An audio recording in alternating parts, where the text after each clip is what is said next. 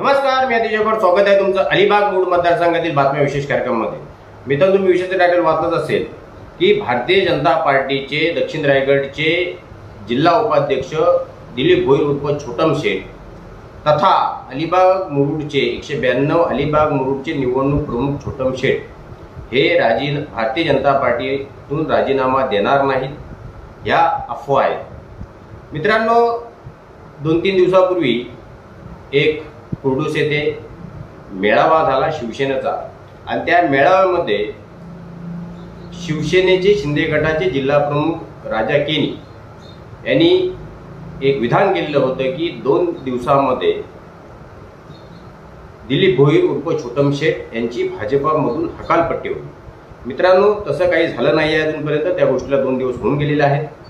परंतु मित्रांनो, त्यांनी ते विधान केल्याच्या नंतर मतदारसंघामध्ये अशा पद्धतीने एक अफवा पसरायला लागली की दिलीप भोईर उर्फ छोटम शेठ हे भारतीय जनता पार्टीतून राजीनामा देतील। मित्रांनो, राजाबाई केनी यांनी अशा पद्धतीचं वक्तव्य केल्याच्या नंतर मी त्याच्यावर एक व्हिडिओही बनवला होता आणि त्या व्हिडिओमध्ये मी सांगितलं होतं की दिलीप भोईर उर्फ छोटम शेठ यांना भारतीय जनता पार्टी पक्षातून का हाकले, त्यांनी अजूनपर्यंत कुठलीही पक्षविरोधी कारवाई केलेली नाही आहे आणि एक एसटी समाजाचा नेता, एवढा मोठा नेता, माजी समाज कल्याण सभापती ची जर हकालपट्टी ही भारतीय जनता पार्टीने केली तर त्याचे पडसाद संपूर्ण महाराष्ट्रामध्ये उमटू शकतात। त्याच्यामुळे अशा पद्धतीची रिस्क ही भारतीय जनता पार्टीचे नेते घेणार नाहीत। आणि मित्रांनो, तरी सुद्धा तशा पद्धतीचं एक नेरेटिव्ह तयार झालं आणि 2 दिवसांमध्ये दिलीप भोईर उर्फ छोटम शेठ भारतीय जनता पार्टीचा राजीनामा देतील असे त्यांचे समर्थक सुद्धा काही बोलायला लागले। त्याच्यानंतर मित्रांनो, मी 1-2 दिवसांमध्ये त्यांना दिलीप भोईर यांना फोन करण्याचा प्रयत्न केला। हा कदाचित व्हिडिओ लवकर आला असता, परंतु ते सध्या त्यांच्या भोवती, त्यांच्या घराच्या भोवती आजूबाजूला एवढे मतदार त्यांना भेटायला जातात की त्यांना पाणी प्यायला सुद्धा वेळ नसतं। हे मी माझ्या वस्तुस्थिती डोळ्याने त्यांची मुलाखत घ्यायला गेलेलं असताना बघितलेलं आहे। त्याच्यामुळे त्यांना माझ्याशी संपर्क करता येत नव्हता। परंतु हा व्हिडिओ आता मी बनवत असताना जवळजवळ 10:30 वाजायला आलेले आहेत आणि आताच ह्याच दिवशी मी हा व्हिडिओ बनवत आहे, गुरुवारी 10:30 वाजायला आलेले आहेत आणि मी त्यांना कॉल केला असता सकाळी त्यांना मी सांगितलं की अशा पद्धतीच्या तुमच्या भक्तांमध्ये मतदारसंघामध्ये अफवा पसरल्या आहेत, त्या खऱ्या आहेत का? त्यांनी स्पष्टपणे सांगितलं की अशा कुठल्याही गोष्टी नाही आहेत, मी राजीनामा देणार नाही आहे। त्याच्यामुळे मित्रांनो, आणि मी राजीनामा का देऊ, त्यांनी मला असा प्रश्न उपस्थित केला। त्याच्यामुळे मित्रांनो, हे छोटम शेठ दिलीप भोईर यांचं ऑफिशियल स्टेटमेंट आहे आणि त्यांचं ऑफिशियल स्टेटमेंट घेतल्यानंतरच मित्रांनो मी हा व्हिडिओ बनवत आहे। मित्रांनो, अशा पद्धतीने आता माझ्या एक मीडिया या माध्यमातून जे एक संभ्रम मतदारांच्या मनामध्ये, नेत्यांच्या, भारतीय जनता पार्टीच्या नेत्यांचे जे छोटम शेठ समर्थक आहेत त्यांच्या मनामध्ये निर्माण झाला होता, तो बाजूला करणं हे मीडियाचं काम आहे। म्हणून मित्रांनो, हा मी व्हिडिओ बनवत आहे, कारण की अलिबाग मूळ मतदारसंघातील बातम्या या कार्यक्रमाला भरपूर प्रमाणामध्ये तुम्ही पसंती दर्शवतात, म्हणून ह्या व्हिडिओ अशा पद्धतीचे मला बनवायला लागतात। त्याच्यामुळे मित्रांनो, इथं हे क्लिअर झालेलं आहे की छोटम शेठ यांची ना पक्षातून हकालपट्टी झालेली आहे ना छोटम शेठ हे राजीनामा देणार आहेत। आणि राजीनामा का देतील, मी अगोदरच माझ्या विश्लेषणात्मक व्हिडिओतून मी सांगितलेलं होतं की असं काही होणार नाही।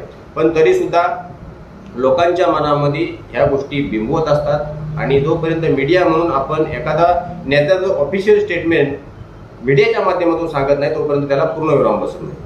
मित्रांनो, ही झाली छोटम शेठ यांच्या राजीनाम्याची गोष्ट आणि यांच्या हकालपट्टीची गोष्ट। आता आपण सेकंड मुद्द्याकडे येऊया की मित्रांनो, सध्या छोटम शेठ हे शिंदे गटाच्या गळ्यातला काटा बनलेले आहेत, कारण की जशा निवडणुका समोर येतात तशा शिंदे गटाला त्यांची भीती वाटायला लागलेली आहे आणि खऱ्या अर्थाने अशा पद्धतीची संभ्रमाची परिस्थिती ही शिंदे गटातून सध्या छोटम शेठ यांच्या बाबतीमध्ये निर्माण केली जात आहे। उद्या जर शिंदे गटवाल्यांनी जर मला शिव्या दिल्या तर तुमचेच नेते जे विधान करतात ते जर सत्यामध्ये होत नाही, याचा अर्थ मी जे बोलतोय ते खरं आहे। जर तुम्ही तुमचे नेते जर बोलत असतील का 2 दिवसांमध्ये यांची हकालपट्टी होईल तर ते झाली नाही, तर मित्रांनो, मला शिव्या देऊन शिंदे गटाने काही उपयोग नाही। कारण का जर तुम्ही काय बोलता तर ते खरंही व्हायला पाहिजे आणि नंतर मग उगाच मला शिव्याश्राप देत बसता। त्याच्यामुळं असं काही होणार नाही मित्रांनो। जोपर्यंत छोटम शेठ हे पक्षामध्ये आहेत तोपर्यंत पक्षाच्या विरोधामध्ये कारवाई करण्यासाठी अजून प्रसंग आलेला नाही आहे, भविष्यात येईल. जोपर्यंत पक्ष त्यांच्यावर कारवाई करेल अशा पद्धतीची कुठलीही गोष्ट त्यांनी केलेली नाही आहे. त्याच्यामुळे त्यांच्यावर कारवाई भारतीय जनता पार्टीकडून होऊ शकत नाही आहे. बाकीचे काही लोक जे आहेत ते भरपूर प्रमाणात त्यांच्यावर कारवाई करण्यासाठी प्रयत्न करत आहेत, कारण की त्यांची त्यांची वाढती लोकप्रियता त्यांना कदाचित बघवत नसेल आणि त्यांना हरण्याचीही कदाचित भीती वाटत असेल. म्हणून छोटम शेठ यांच्या बातमीमध्ये अशा वावड्या अफवा सध्या उठवल्या जात आहेत. त्याच्यामुळे मित्रांनो, एक पत्रकार नेत्याने मी संपूर्ण गोष्टी क्लिअर केलेल्या आहेत. सध्या जर आपण पाहिलं तर छोटम शेठ यांना अलिबाग मूळ मतदारसंघातून चांगला वाढता पाठिंबा मिळत आहे. आदिवासी ठाकूर समाज त्यांच्या भक्कमपणे पाठीमागे आहेत. त्याच्यामुळे येणाऱ्या निवडणुकीमध्ये जी त्रिशृंगी परिस्थिती आहे, तर एकीकडे महेंद्र दळवी, चित्रलेखा पाटील आणि छोटम शेठ या 3 त्रिशृंग परिस्थितीमध्ये काही होऊ शकतं. पहिलीची परिस्थिती छोटम शेठ यांची वेगळी होती, आताची छोटम शेठ यांची परिस्थिती वेगळी आहे. आता जरी तुम्ही छोटम शेठ यांच्या घरी जर गेला तरी छोटम शेठना दर्शन घेण्यासाठी तुम्हाला रांगा ह्या पाहायला मिळतील. जसे काही छोटम शेठ कोई आमदार आहेत, मंत्री आहेत, अशीच आजूबाजूला गर्दी त्यांच्या घराच्या होती आपल्याला तुम्हाला पाहायला भेटेल. गाड्या पार्किंगला त्यांच्याकडे जागा नसते, एवढ्या प्रमाणामध्ये तिथं सध्या लोक जात आहेत. याचा अर्थ मित्रांनो, तिसरा जो फॅक्टर आहे छोटम शेठ, हा निश्चितच येणाऱ्या 2024च्या निवडणुकीत कदाचित काहीतरी चमत्कार घडून जाईल. उदनचा पॅटर्न वारंवार मी माझ्या व्हिडिओतून सांगितलेला आहे, कदाचित इथे तुम्हाला पाहायला मिळू शकतो. मित्रांनो, अजून मला ह्याच्यामध्ये काही जास्त बोलायचं नाही आहे, नाही तर उद्या मला शिव्या खायला लागतील. कारण की आजकाल मला भरपूर प्रमाणामध्ये जे विरोधक असतील, समर्थक आणि विरोधक, ते शिव्या देत असतात. मला त्यांना एकच विनंती आहे की अशा पद्धतीने शिव्या देण्याचा तुम्हाला अधिकार आहे, पण कदाचित तुम्हाला हे माहिती असेल की जर तुम्ही मला शिव्या दिली तर तुम्हाला कमेंट बॉक्समधून कायमचा ब्लॉक करण्याचा अधिकार पण मला आहे. त्याच्यामुळं प्रामाणिकपणे बोला. एक शिवी दिलीत परत तुम्ही त्या माझ्या व्हिडिओच्या कमेंट बॉक्समध्ये लाईफ टाईम दिसणार नाही, त्याच्यामुळे तो तुमचा तोटा आहे.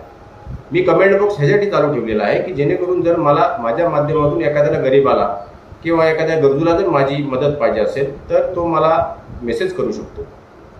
अशा फालतू कमेंट करण्यासाठी किंवा मला शिवाय देण्यासाठी ह्या मी कमेंट बॉक्स चालू ठेवलेला नाही, त्याला मी बंदही करू शकतो. त्याच्यामुळे काही लोक चांगले कमेंट करतात, त्यांचंही तुमच्यामुळे नुकसान होईल. तुम्हाला आईवडिलांनी चांगली शिकवण दिलेली नाहीच आहे. भारतीय संस्कृती तुम्हाला माहिती नाही. आतिश गायकवाड स्वतःच्या हिमतीवर एक गरीब शेतकऱ्याचा मुलगा मुलीत आलेला आहे. लोकांनी मला पसंत केलेला आहे. आणि मला तुम्ही जर असे आरोप करत असेल की मी पैसे खातो आणि हे खातो, तर माझ्याकडे 12 ते 13 वर्ष जुनी अजूनपर्यंत एक पॅशन आहे. तिच्या वेल्डिंग करून तिचा चेसी सडलेली आहे, वेल्डिंग करून मी चालवतो. त्याच्यामुळं तुमच्या आई वडिलांनी काय शिकवलेलं आहे, तुमच्यामध्ये काय होणं येणार नाही. फक्त आणि फक्त तुमच्या नेत्यांची चाटायचीच तुमची कामं आहेत. अशाच पद्धतीचं तुमचं एक व्यक्तिमत्व किंवा तुम्हाला संस्कार दिले असतील. आम्हाला तसे संस्कार दिले नाहीत. ॲक्च्युली खऱ्या अर्थाने अशा फालतू गोष्टी मी कधी बोलत नाही, परंतु अतिशय प्रमाणामध्ये ज्या वेळेला इथपर्यंत गोष्टी येते त्यावेळेला रिप्लाय देणं पण गरजेचं असतं. म्हणून मी हा एक छोटासा रिप्लाय दिला. मित्रांनो, संपूर्ण व्हिडिओचा तपशील तुम्हाला कळलेलंच आहे. ह्याच्यामध्ये जास्त आता सांगण्यासारखं काही राहिलेलं नाही आहे. इथेच थांबतो. जर काही काम आवडले तर लाईक करा, शेअर करा, सबस्क्राईब करा. धन्यवाद.